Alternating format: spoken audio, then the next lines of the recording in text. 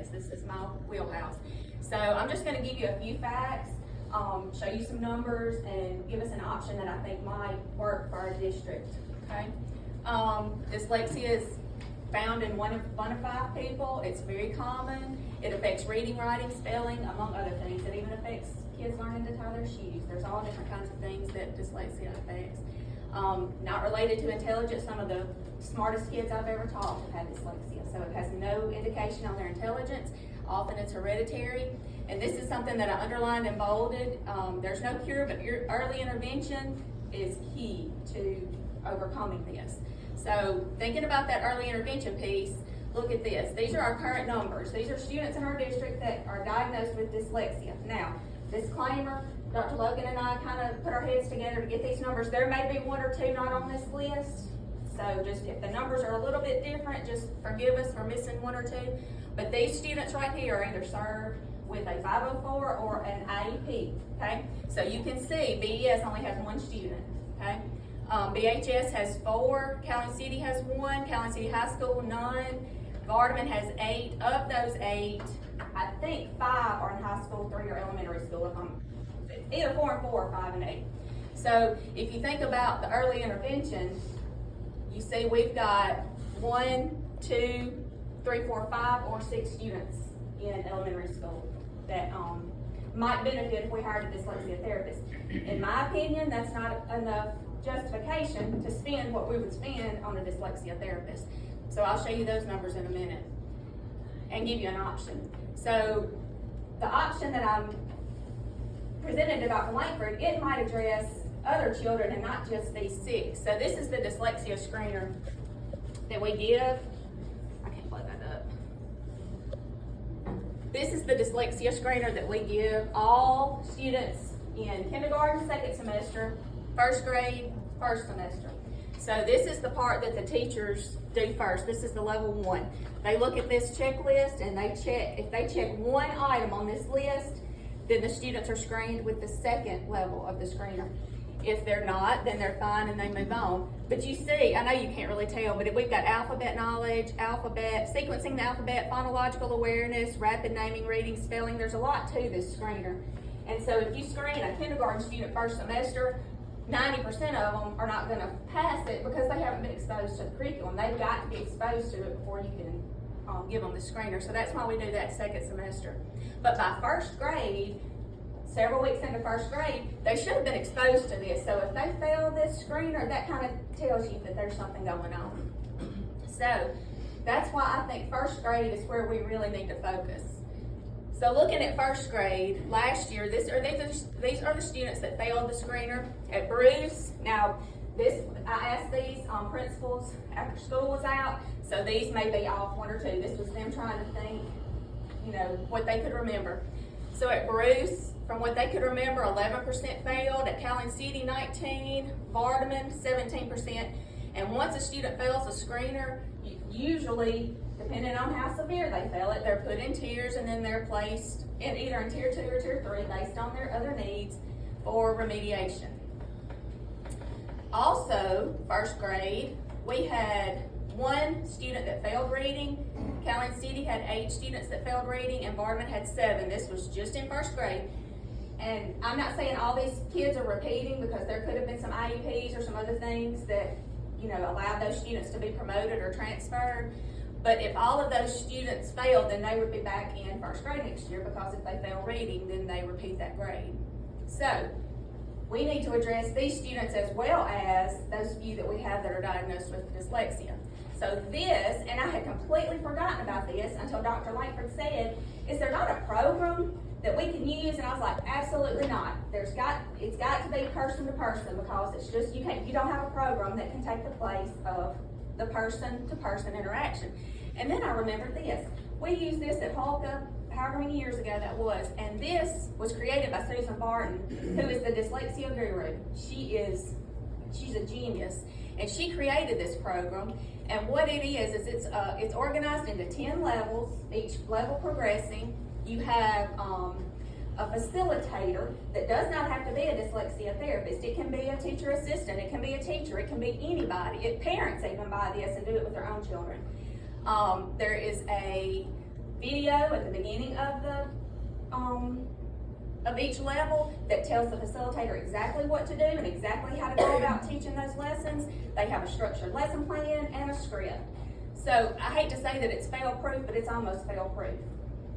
Each level is $350 to $400, and once you buy it, it belongs to the district, and you can use it with however many kids you want to use it with. Now, you may have to buy a few extra things depending on how many kids, but $350 to $400 per level.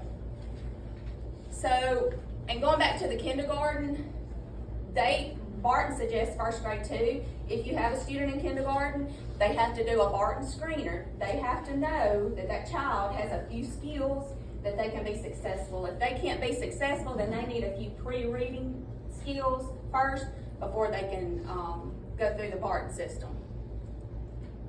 So this is the cost difference. If we hired a dyslexia therapist, that's $60,377. That's salary and benefit for a first year teacher, minimum.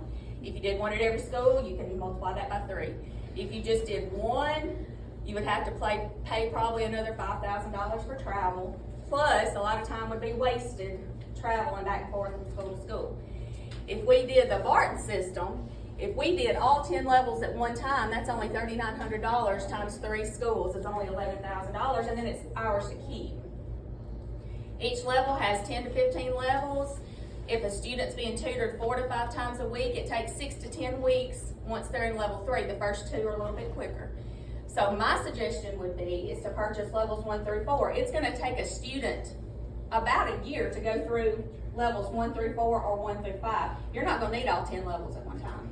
But if they went through levels 1 through 4 and we just see how it works, see if it, it may work at one school and not at another, just see if it's working, and then we wouldn't have invested as much money as the $11,700. So that would be my suggestion.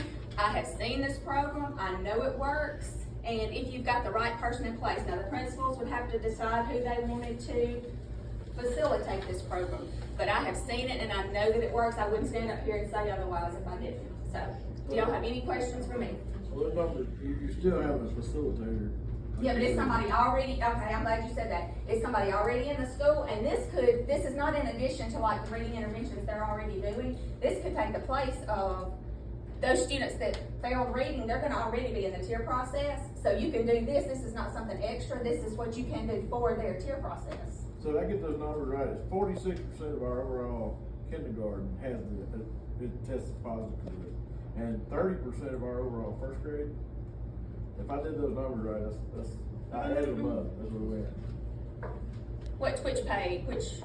Where you had your Percentages. Yeah. So there's 30% right there. That right there. These are first graders, second semester. Right. This was 11% failed the screener in first grade. Add them all together. Oh, well, at each school, yeah. That's what I'm saying. You're Yeah, district-wide, but yeah, district-wide. 46% of our kindergarten and 30% of our first graders. Well, you're not gonna add them up. You would add these numbers up too and divide these by the total. Yeah, I did. So, yeah. That's still not 40%. I can't do that math in my head though. 45, 64, and 46, what is that? I just added the percentages together. Plus 46. That's 155, so say 25 divided by 155. That's 16% district-wide. 16%, yeah. Of the first grade. That's on kindergarten? That is first grade, yes, last year's first graders, second semester. Oh, so your kindergarten's double that. I didn't do kindergarten because this is not as appropriate for So kids. what's the next? The next one was still those same students, that same class, first okay, grade. okay. That's why I said first grade was kind of the sweet spot. That would be the where I would So focus. 16%. Yes, Okay. yes. And this may be a little bit different, a little bit lower. So what do we do after the first grade? Well, I mean, they could continue, but where I would start would be What we first do grade. If we're not catching somebody. I mean, I know of others, I talked to a mother this past week, hers was not diagnosed in third grade. Well, this screener should catch them, and if they could go ahead and start, she was dying. What about this? Did she fail the screener or pass the screener? She was having problems and some of the parents that were testing. I would want to go back and look at that screener that was done in first grade. That's why I think we really need to look at these screeners. I mean, and I don't have a problem taking the screeners after they're done and looking at them and say, okay, this one might benefit, this one probably be okay. So is there not a way that we can still do a checklist, with that later on to maybe catch those? Into the second grade. Well, actually, I have a second grade screener. It's not the one the district uses. I purchased it with my own money several years ago, but I do have a second grade screener that we could, I mean, probably wouldn't need to make copies, probably need to purchase it, but it's like $40. I mean, Thinking it's about not. them going into the third grade and Yes. green gate. Yeah, we could take that second grade screener and then rescreen any that we thought might be having trouble. So you gonna add this up? I mean, I can. Tell them, for people that might not know, tell them about your credentials with dyslexia, Oh, if you would. I have a degree in elementary ed and special ed and dyslexia therapy and then a specialist in literacy and reading. So, I mean, and I've seen this. If I hadn't seen this program, I promise I wouldn't stand up here and preach it, because I'm all about having a person in front of those kids. I'm not a sit in front of the computer and learn this stuff person. But I've seen this, and if the principals will find the right person that will facilitate this, I think it would work great. So then we're good to do a second grade screener to probably catch those. Absolutely, we can do that. So right now, whenever we do the screener, it stays at the campus level, we're not reviewing those at the. I think the support numbers, does Mr. Gillespie have to put I think they have to report the number of failures maybe to Mr. Gillespie, and he has to enter them at somewhere. I don't do that, but I think he has to enter the numbers, but there's no faces with those numbers. There's no, I can look at that screener and tell you exactly what that kid needs to work on, but we don't see that. All we see is a pass or fail. So. I think need you to kind of guide those people, you know what I'm saying? Oh, I'll be happy to do that. I think you've been the key for this. I'll be happy to do So that. what you're asking for is going to approve spending. Well, not yet. I mean, we've still got time to do that, because we're gonna wanna go into the school year, see how many kids we've got. We may not, according to Bruce Elementary, they may not have as many, we just need to see, and if the principals, we gotta have the principals on board with it too, because they've got to designate a person to do this, so. All right, thank you so Okay, very you're much. welcome. Thank you. Moving on to item 7, consideration of out-of-district transfer from Johnstown Schools to Oxford. This is for a teacher's. Yes, this is a teacher that works in Oxford, but, this person has left her child here, but is requesting that we allow him to go there. Law protects him. Law protection. Do I have a motion? Motion. Second. Motion made, second, all in favor, aye? Aye. All right. Item number 8 is to set the time and date of hearing the fiscal year 26 budget, and for July 21st, final adoption of the budget. No, excuse me, on the 28th, at 6 o'clock. I'll get a chance to look at the numbers on this. I think this is what is sent out by Judge Overwise. Yes, sir. Somebody have a problem with those dates? No, is that the only discussion we'll have, that one meeting on this, or is there? You'll have the one meeting on the 21st. On the 21st. And then you have adoption later. Okay, all right. But I think you're asking, will the board have input other than these 2 days? Is Yeah, that what you that's mean? what I'm at. Yes. All right, cool. Yeah, we need to make sure everybody can be here. I will not be here on the 21st, and we do have to have a quorum. We'll have a quorum. All right. I have a motion to approve that date. Motion. Motion been made, second, all in favor, aye? Aye. All right, item number 9, discuss and approve financial statements. Those sent out to you, or any questions or remarks about the financial statements this month? Do you think we'll end the year with a 20%? I'm looking at about 14 to be finished. Okay, cool. Yes, sir. Good job. All right, do I have a motion? Second. Motion second, all in favor, aye? Aye. Motion passes. Okay, then item number 10, claim document, we got a chance to review that as well, and are there any questions on the claim document? And there are several things on the claim docket, but I went over those with Joe prior to the meeting, there's $28,000 and something dollars on there for bathrooms, which was bid out, or we got quotes on that. There's several other little things on there. It's healthy. Yes. Claim documents. Alright, have a motion to accept. Motion. Second. Motion made, second, all in favor, aye. Aye. Alright, item 11, consent agenda, it's pretty large, goes down to item number 46. How we'll go and, Frank today asked a question about several of those. Do you have a question about any of the parts of the, consent agenda? I just asked if Todd Bender reviewed all of the contracts and agreements, because there are numerous contracts and agreements, and he confirmed that he did Yeah, that. I did. The basic thing to look at in those contracts is that, number one, you want it to Mississippi, number two, you want to make sure that if you want out, you're not out in 30 days. I hate these to say you gotta have 90 days opt out or 6 months opt out, because you forget how many contracts you have, and that's just, I was out of district up, I mean, you got hundreds of contracts. Everybody's on 30 days and you got no problem.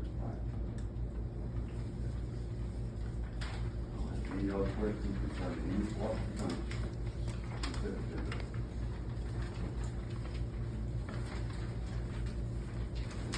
There'll be another, I'll have a motion to accept. Second. Motion made, second, all in favor, aye. Aye. All right, move down to item number 14, training report. I'm sorry, well, Trying to get I'm over. trying to get over. Personnel action, approval of coaching performance assessment pay for spring sport, that was in your packet. Any questions about that? There being none, I'll motion to accept. Motion to accept. Motion made, second, all in favor, aye. Aye. Routine personnel action. We've got new additions to the, as far as the staff for this year, and recommendations for those. Mr. Harden, I did wanna mention on 13.4, Yes. you see that this is pending, the completion of the background check and release of contracts. I did just wanna mention, we do not request, encourage any type of release from another district. We would never call and ask another district to release an employee. This is entirely up to the employee to make that decision, and they act on their own. So I have a motion to accept the routine personnel action. Motion made, second, all in favor, aye. Aye. All right, moving on down to 14. I've already said what I was gonna say about these numerous contracts, this code system has numerous contracts, you just gotta be conscious of the fact you gotta have a 30-day lead time. They put those contracts 6 months, 4 months, it's impossible. I'm telling you, there are hundreds of contracts. All right. But they do a good job of calling and asking how they want to. All right, item number 15. I did want to get an update on our pre-K program. We do feel like that we have, enough students that are interested in the full-day program to offer it in addition to the 60% day program. There will be some mixed classes, and we'll figure that out. We do consider this a pilot program this year, so y'all please bear with us as we go through it. We did not have enough interest to do the after-school program, so we will not be offering that. I think we had 6 students across the district that were interested in that after-school. But we are gonna try to accommodate anyone that showed interest in the full-day program regardless of what school, what elementary. Anything else? Yes. All right, moving on down to, item number 16, which, concerns a designation of employee EAP 3. He's not coming back, right? That's right, high stakes test area, I gave you a cover letter to kind of give you an outline of the situation. Is he going out of the state, or is he what's just Private sector. private sector? So, do I have a motion to approve the recommendation to refuse to, accept the resignation? Motion. Make a second. Motion made, second, all in favor, aye? Aye. Motion passes. Item 17 is assist to personnel hearing matter. That we need to consider going into executive